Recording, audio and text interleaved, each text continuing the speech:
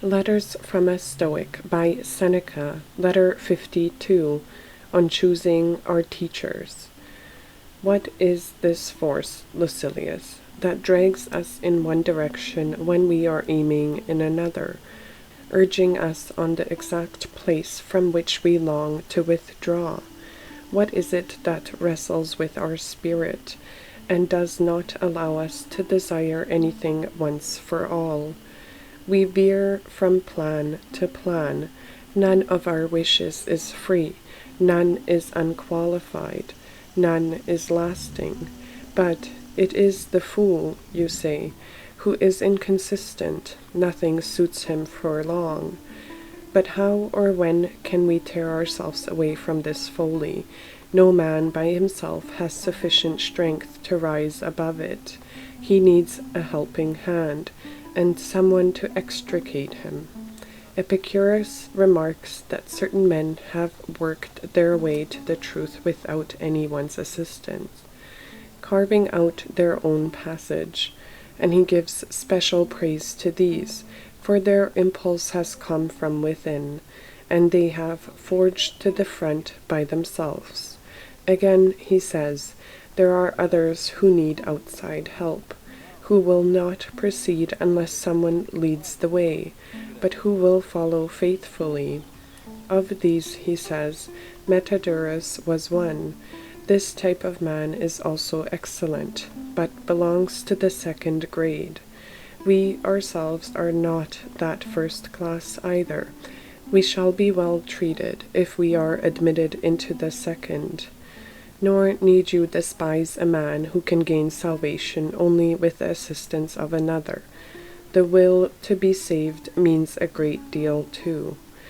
You will find still another class of man, and a class not to be despised, who can be forced and driven into righteousness, who do not need a guide as much as they require someone to encourage and, as it were, to force them along. This is the third variety. If you ask me for a man of this pattern also, Epicurus tells us that Marcus was such, and of the two last named classes, he is more ready to congratulate the one, but he feels more respect for the other. For although both reach the same goal, it is a greater credit to have brought about the same results, with the more difficult material upon which to work. Suppose that two buildings have been erected, unlike as to their foundations, but equal in height and grandeur. One is built on faultless ground, and the process of erection goes right ahead. In the other case, the foundations have exhausted the building materials, for they have been sunk into soft and shifting ground, and much labor has been wasted in reaching the solid rock. As one looks at both of them, one sees clearly what progress the former has made, but the larger and more difficult part of the latter is hidden. So with men's dispositions, some are pliable and easy to manage, but others have to be laboriously wrought out by hand, so to speak, and are wholly employed in the making of their own foundations.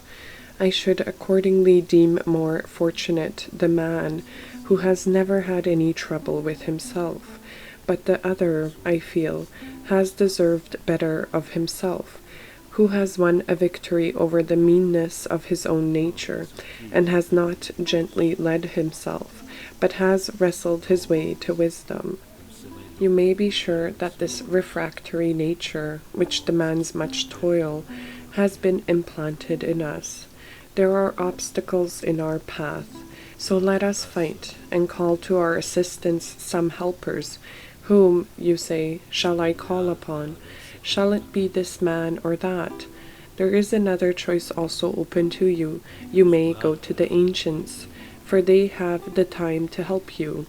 We can get assistance not only from the living, but from those of the past. Let us choose, however, from among the living, not men who pour forth their words with the greatest glibness, turning out commonplaces and holding, as it were, their own little private exhibition. Not these, I say, but men who teach us by their lives, men who tell us what we ought to do and then prove it by practice, who show us that we should avoid and then are never caught doing that which they have ordered us to avoid. Choose as a guide one whom you will admire more when you see him act than when you hear him speak. Of course, I would not prevent you from listening also to those philosophers who are wont to hold public meetings and discussions, provided they appear before the people for the express purpose of improving themselves and others, and do not practice their profession for the sake of self-seeking. For what is baser than philosophy courting applause? Does the sick man praise the surgeon while he is operating? In silence and with reverent awe submit to the cure. Even though you cry applause, I shall listen to your cries as if you were groaning when your sores were touched. Do you wish to bear witness that you are attentive, that you are steered by the grandeur of the subject?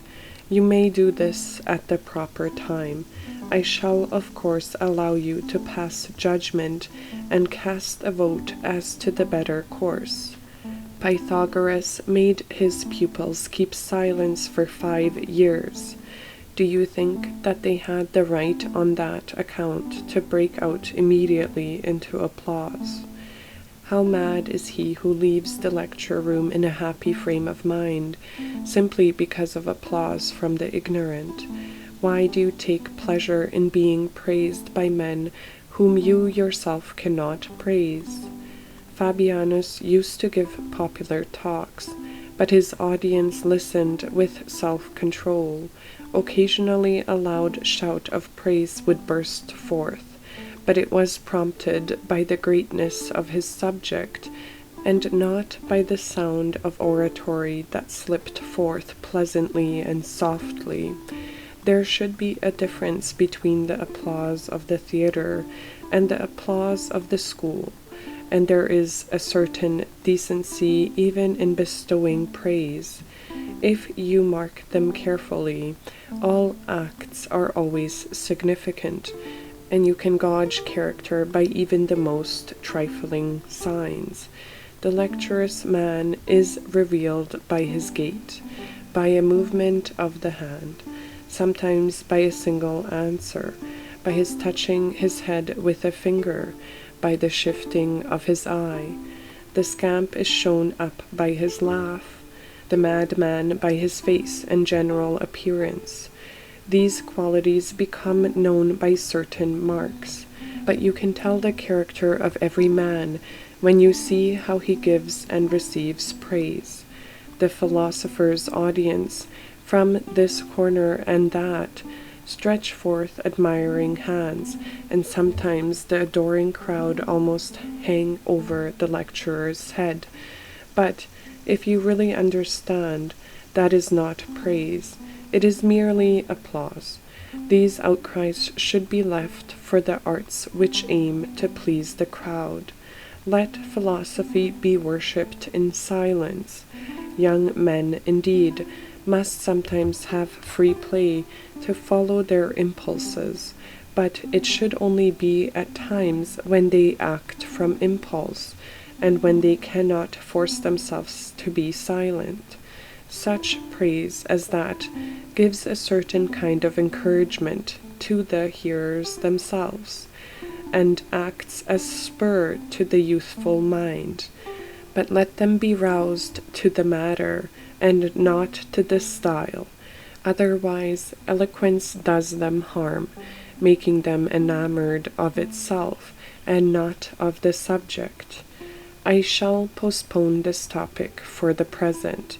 It demands a long and special investigation to show how the public should be addressed, what indulgences should be allowed to a speaker on a public occasion, and what should be allowed to the crowd itself in the presence of the speaker. There can be no doubt that philosophy has suffered a loss, now that she has exposed her charms for sale, but she can still be viewed in her sanctuary if her exhibition is a priest and not a peddler. Farewell.